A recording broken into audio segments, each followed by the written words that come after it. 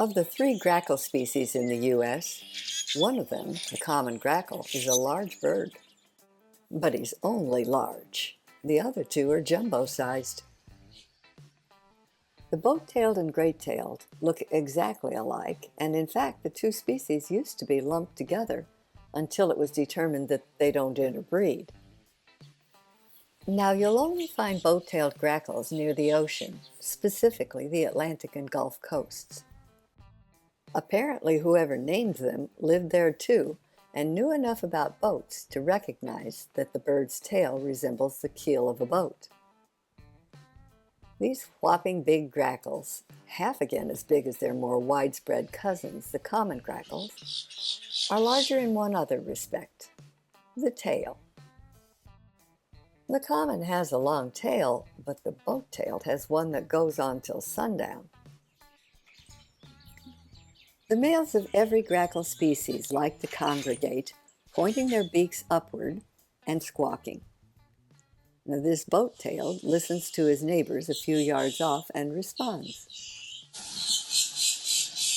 I call it antiphonal screeching. Now, this particular specimen lives on Cape Hatteras, off the coast of North Carolina, so he has light yellow eyes. Now, if he were a Florida resident, his eyes would be dark. Adult males flash their shiny blue-purple glory at you. Juvenile males have the same blue-purple color scheme, but without the glossy patina of their elders, these elementary school boys just don't got no pizzazz. Here's a female, half the size of the males, and looking like a different species, well, except for her imperious beak and that broom of a tail. She's finding fresh water where she can.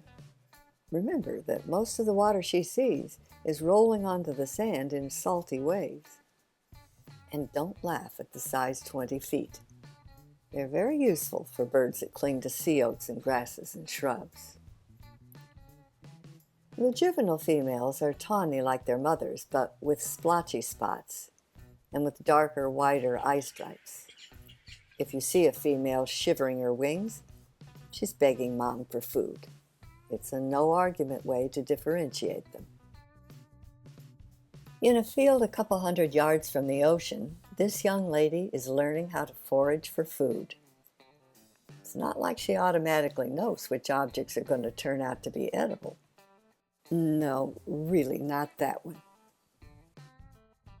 And even if something is undeniably food, like these pokeberries, getting it might involve a learning curve.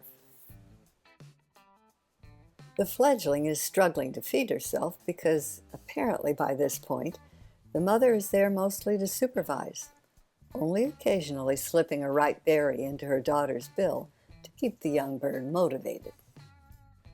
It's hard to say whether the fledgling has figured out yet that the purple berries are riper. If not, I'm sure she will soon, like right now. Oh, I think she dropped it.